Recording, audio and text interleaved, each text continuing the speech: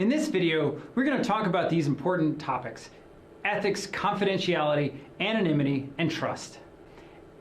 In whatever professional role you are going to find yourself, whether you are a consultant, whether you're in community economic development, representing a nonprofit organization, whether you are an analyst, a developer, whatever that context that you're bringing with you is, you're going to interact with a number of different people.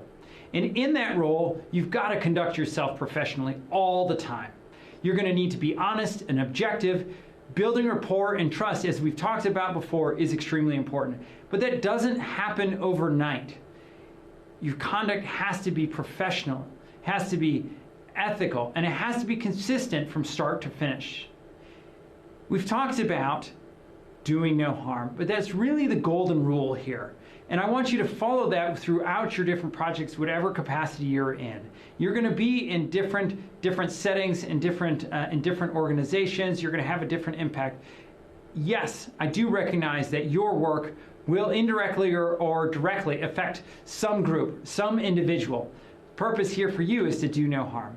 And there's a number of types of harm that I want you to think about that your participants or that folks might be subjected to.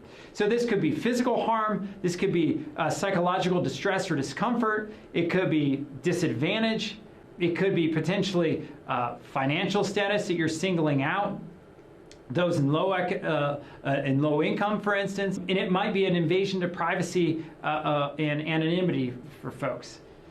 Those are potential ways of harming, but the way that you are going to conduct your work, I want you to think it's not just professional, ethical, but you have to be consistent throughout the life of the project. Here's one example here where new water has come to a community where there's a new borehole and then people are waiting in line. Can you think of intended consequences that might be harmful if you are planning to provide clear water to this area? Your intentions, I would think, are good. But what could be potential harmful impact here? Could one group be excluded over another? Think about, could local elites control the use of the water? Or a certain political group? Certainly, it will be difficult to think of all the ways that there might be potential harm, but you should do your homework and do your due diligence about thinking how what you do might have an impact. Well, ethics, we could do a whole course on this. In fact, there's other courses on this. My intent here is simply to introduce you to that and to provide you some basic principles. Not to cover this in the extreme and not to dive extremely deep here. But my perspective is not going to be exhaustive. It comes a lot from practice. I'm interested in you understanding that ethics are important, and that perspective can help guide you through your practice. It plays an important role in shaping your work and your interactions with the client, with communities, and so forth. And it helps you shape the relationships you might have. Even project scoping, execution, implementation, and results delivering and reporting, and other facets.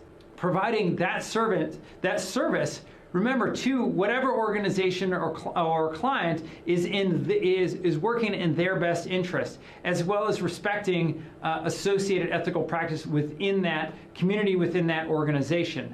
And so thinking about how you're going to do that is really important. Here are some general principles to follow.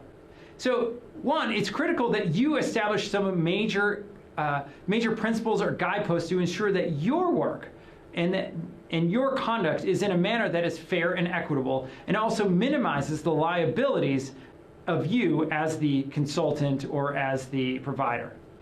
And these principles are really your inner compass in the midst of confusion, complexity of problems, and new things coming in and out. There might be the layers of complexity can be overwhelming sometimes, but I want you to think about what are those principles that are going to define.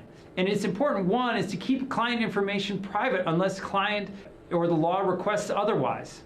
Second, don't create dependence by you on your client or by your client on you. Right? You're there to help them, but your decisions can be made independent. Also, anticipate and avoid conflicts of interest. So representing two opposing organizations. It would be like in real estate where you're representing both the buyer and the seller. This helps you refine your scope of work and as well as your content throughout the life of the project. Simply put, ethics involves learning what is right and wrong and then doing the right thing. And in this kind of consulting, the right and wrong thing isn't always easy to identify.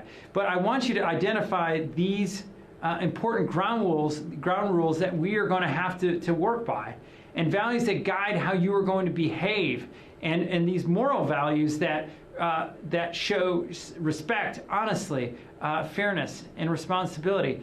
Providing those statements to your client up front about how you will act and interact with different constituencies is important. A couple of other things is important that you here is that you act that you're not acting as in an official capacity with an organization that you might be working with. So if you're working with a community, you are not the community. You might be representing the mayor's office or so forth, but you are not necessarily representing them in the decisions that they would make. Don't go beyond your own expertise. We've talked about this in creating the circles where we had knowledge and expertise, and making sure that the work you're doing falls squarely within that. But don't go beyond that. And if you don't know, answer I don't know. Trust others in a way and work with them in a way that you would want to be treated. And avoid deceptive practices. And that certainly goes without saying, is be honest and be transparent.